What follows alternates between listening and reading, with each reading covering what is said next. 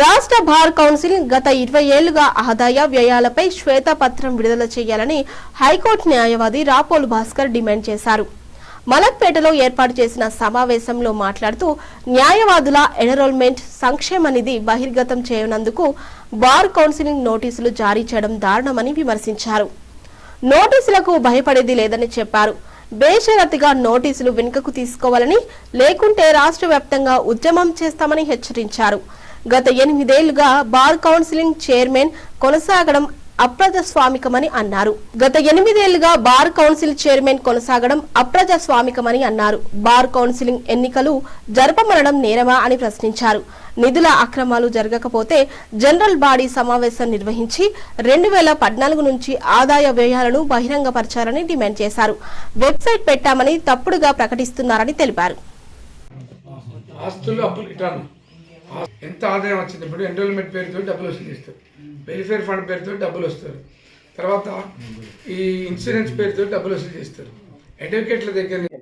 కానీ మూడో వ్యక్తి, క్లయింట్ కాని వ్యక్తి వచ్చి దరఖాస్తులు ఇస్తే కేసులు కట్టడం, నోటీసులు ఇవ్వటం, బార్ కౌన్సిల్కి సంబంధించినటువంటి అకౌంట్లు ఆదాయ వ్యయాలని డిస్క్లోజ్ చేయమంటే నోటీసులు ఇవ్వటం ప్రజాస్వామ్య దేశంలో ఆర్టికల్ 19ని వైలేట్ చేయటం, ప్రశ్నించేటటువంటి గొంతుకలని మరి నోరు ముంచేట పద్ధతిని మానుకోవాలని చెప్పేసి బార్ కౌన్సిల్ చైర్మన్ని కోరుతున్నాం.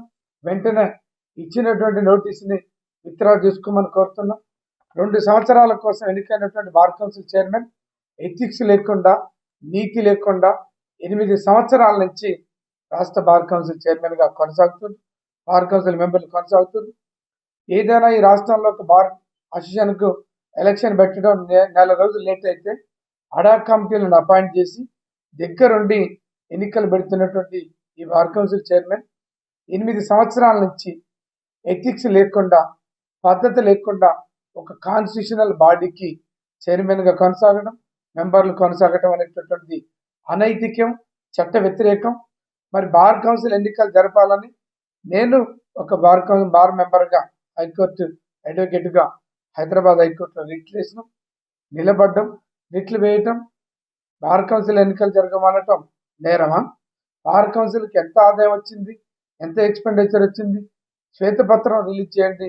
అడ్వకేట్ సమాజానికి, లీగల్ ఫ్యాటర్నిటీకి చెప్పమనటం తప్ప ఇది నేరమా? ఒక ప్రజాస్వామ్య దేశంలో ఒక అడ్వకేట్గా ఉండి మరి లీగల్ ప్రొటెక్టర్గా ఉండేటటువంటి అడ్వకేట్ల యొక్క కష్టపడి సంపాదించి కట్టినటువంటి సొమ్ముని దుర్వినియోగం చేయడానికి మీకు ఎలా చేతులు వచ్చినాయని నేను ప్రశ్నిస్తున్నా. అందుకనే రాష్ట్ర బార్ కౌన్సిల్ బార్ కౌన్సిల్కి సంబంధించినటువంటి డబ్బులు దుర్వినియోగం అనేది రాష్ట్ర వ్యాప్తంగా అందరు న్యాయవాదులు ముక్త కంఠంతో చెప్తున్నటువంటి ఒక వైనం ఉంది. అందుకనే ఇప్పటికైనా వెంటనే 2014 నుంచి ఇప్పటి వరకు రాష్ట్ర బార్ కౌన్సిల్కి వచ్చినటువంటి ఆదాయం ఎంత, వ్యయం ఎంత, ఎవరెవరికి ఎంత ఖర్చులు పెట్టింది డిస్క్లోజ్ చేయాలని చెప్పేసి డిమాండ్ చేస్తున్నా. ప్రశ్నించేటటువంటి గొంతుకలని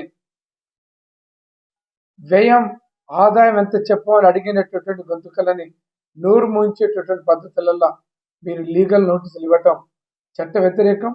ఇది డెమోక్రటిక్ కంట్రీలో ఇది కరెక్ట్ కాదు.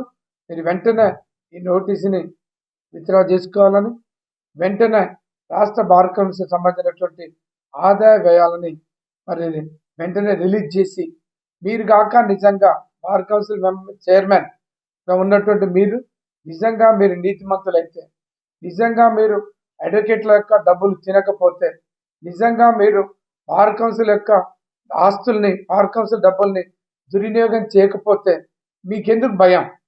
డైరెక్ట్గా ఒక bar council general body meeting పెట్టండి. రాష్ట్ర వ్యాప్తంగా అందరు బార్ అసోసియేషన్లకు సంబంధించినటువంటి ప్రెసిడెంట్లు, సెక్రటరీలు, అన్ని ఎగ్జిక్యూటివ్ మెంబర్లను పిలవండి. రాష్ట్రంలో ఉండేటటువంటి అడ్వకేట్లకు సంఘాలకు సంబంధించినటువంటి నాయకుల్ని, ప్రతినిధుల్ని పిలవండి. అడ్వకేట్ల కోసం పనిచేసేటటువంటి నాయకుల్ని పిలవండి. బహిరంగంగా జనరల్ బాడీ పెట్టండి. మీరు 2014 నుంచి ఇప్పటి వరకు వచ్చినటువంటి అడ్వకేట్లు కట్టినటువంటి అడ్వకేట్ వెల్ఫేర్ ఫండ్ పేరుతోటి మరి మేము అందరం రోజు కూడా కేసులు వేసి వెల్ఫేర్ ఫండ్ పేరుతోటి ఒక్కొక్క కేసుకు రూ. 250 మేము కట్టడం అని జరుగుతాం. అడ్వకేట్ వెల్ఫేర్ ఫండ్ పేరుతోటి ఒక్కొక్క న్యాయవాదిని ముక్కుబిండి 45 నుంచి 70 వేల రూపాయలు మీరు కలెక్ట్ చేస్తాం.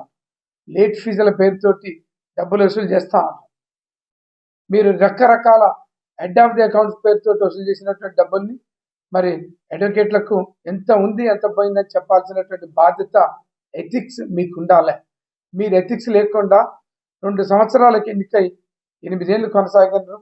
మరి గత 2014 నుంచి ఇప్పటి వరకు రాష్ట్ర బార్ కౌన్సిల్ సంబంధించినటువంటి ఆదాయ వ్యయాలని చెప్పనటువంటి ఒక దారుణమైనటువంటి పరిస్థితి, అనైతికమైనటువంటి పరిస్థితి బార్ కౌన్సిల్ చైర్మన్ తోటి కంటిన్యూ అవుతా ఉంది. అందుకనే ఈ రకమైనటువంటి ప్రశ్నించే వాళ్ళని టార్గెట్ చేయటం, నోటీసులు ఇవ్వటం, భయపెట్టడం, భయప్రాంతాలకు గురి చేసేటటువంటి ఒక పద్ధతి మీరు మానుకోవాలని చెప్పేసి నేను చైర్మన్కు చెప్తున్నా. ఇట్లాంటి నోటీసులు ఇస్తే తాటాకు చెప్పులకు భయపడి ఎవ్వరు కూడా మానుకునేటటువంటి ఒక వైనం మా కాడ లేదు. మేమందరం తెలంగాణ రాష్ట్రం కోసం పోరాటాలు చేసినాం, కోర్టులు బంద్ చేసినాం, నిలబడి కేసులను ఎదుర్కొన్నాం. న్యాయం కోసం, మా యొక్క క్లయింట్ల కోసం న్యాయం చేయడం కోసం ఎంతో పెద్ద ఎత్తున మేము పనిచేస్తున్నటువంటి వైనం ఉంది. మీరు ఇచ్చేటటువంటి నోటీసులకు భయపడేటటువంటిది లేదు. ఇప్పటికైనా రాష్ట్రానికి సంబంధించినటువంటి బార్ కౌన్సిల్ సంబంధించినటువంటి ఆదాయ వ్యయాలను మీరు వెంటనే మీరు బహిరంగంగా ఒక జనరల్ బాడీ మీటింగ్ పెట్టి మీరు ఖర్చులు డిస్క్లోజ్ చేయండి. మీరు అక్కడక్కడ చెప్తా ఉన్నారు రాష్ట్ర బార్ కౌన్సిల్ సంబంధించినటువంటి ఆదాయ వ్యయాలు మొత్తం మేము వెబ్సైట్లో పెట్టినామని. మీరు ఎక్కడ కూడా మీరు వెబ్సైట్లో పెట్టలేదు. మీ వెబ్సైటే బార్ కౌన్సిల్ యొక్క వెబ్సైటే ఓపెన్ కావట్లేదు. మీరన్నీ కూడా తప్పుడు ప్రచారాలు మీరు చేస్తున్నారు, తప్పులు